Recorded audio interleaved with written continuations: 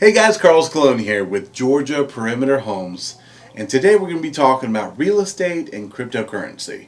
How are they related? And these are two different kind of investments. Are they merging? And if so, in what way? And how can you merge them? And what are my recommendations? Uh, Before we get into the subject, let's go ahead and hit that notification bell, subscribe to our videos and our channel, and make sure to leave a comment if you have any questions about the information or you have any comments about the information we're going to cover today. So, let's get started.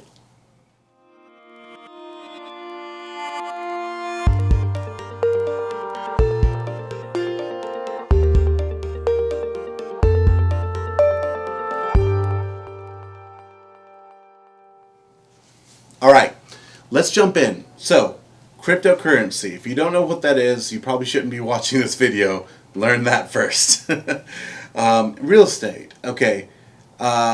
Just to get a quick summary, cryptocurrency is a type of, I view it as a stock investment, right? So you're investing your money in the stock market, so to say, but it's called a cryptocurrency in this case, that should continue to bring profits over time. That's the theory. And obviously, we all know what real estate is. It's an actual hard asset that we're purchasing, and it should continue to appreciate over time.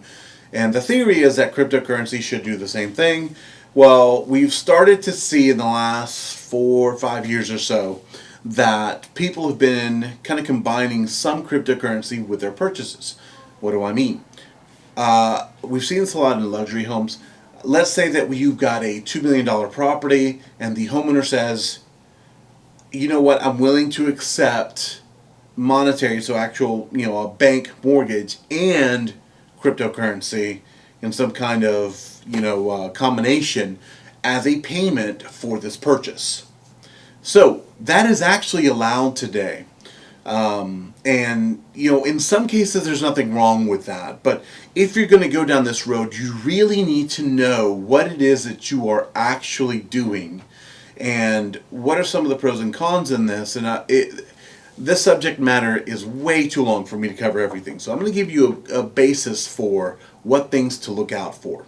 In combining these two, what you have to really understand is cryptocurrency does this. It has volatility to it. And I think that's the most important word to remember when you associate cryptocurrency to anything. It's volatility. What do I mean by that? I mean that today cryptocurrency like Bitcoin could be worth $60,000 per Bitcoin. And a month or two from now, it could be worth $40,000 per Bitcoin. It fluctuates. It's volatile.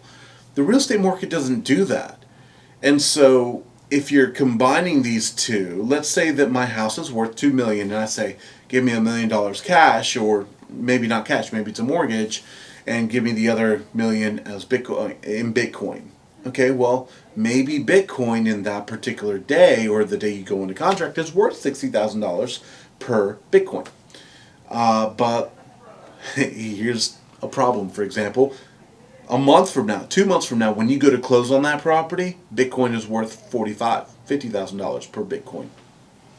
Are you going to rewrite the contract to add more Bitcoin to associate, to add to that, or did you lock in for what it was worth 2 months prior? This creates a big problem because when you think you might be getting $2 million, if the market has gone down, you might be getting 1.5 now and you don't realize it until the end. If you're going to go down this road, you need to know what cryptocurrency, number one, is, number two, how volatile it is, and number three, what you're investing in the first place. My recommendation is if you're not already investing in crypto, don't do this at all. This is not the way to get started. What do I mean by that? Just like any investment, if you're going to spend money on something and do a trial and error, start small. Start with $1,000, $2,000, and just play with that. Okay? You don't start with $100,000 or $1 million in something as a trial run. And so don't mix your real estate and cryptocurrency together unless you know exactly what it is that you're doing. And so that's the biggest advice I could give you here is do not mix these two. So again, cryptocurrency volatility. The reason why this is important is because real estate, okay, is not volatile. It typically always appreciates. Okay, we have very few exceptions like 2006, 7, 8, right? That's an exception. But in most cases, even in recession, real estate continues to appreciate. It does not do that in the crypto world. It definitely either tanks and jumps up. And so think about this. If you're the one buying a home, I will say this, if you're the one buying a home with cryptocurrency, hey, that might be a smart move, is to buy a home over here using your cryptocurrency to now create that or turn that cryptocurrency into a tangible asset that can continue to appreciate, and you know for a fact that your money's safe and it's not going to jump up and down in value like crazy. So that is probably a very smart idea. Now, full disclosure, I personally do not invest in cryptocurrency. I invest in real estate because it's what I know. So I know the differences between the two, but I am not your financial advisor. If you want financial advice, go to your financial advisor, go to your accountant and ask, because that's not my job. My job is to educate you on what I know and what I would do in my personal situation. So moving forward with that, there's also been several scams when it comes to cryptocurrency and real estate. One of them, for example, takes advantage of people's lack of knowledge about cryptocurrency and when they're underwater, so to say, not necessarily on their house. Sometimes it's their house. Other times it's just financially. They're in hardship. So one of the scams that ran out of Iowa, to give you an example, was that they were actually in financial hardship. This gentleman used to own some kind of car dealership. He came back and he started investing in real estate and pretended to open this real estate or this Bitcoin education company, so to say. And he would actually turn your real estate into an investment somehow. So what people would do, they would sign over the deeds to their home to this gentleman, and he supposedly would turn their investment into Bitcoin in some way, shape, or form.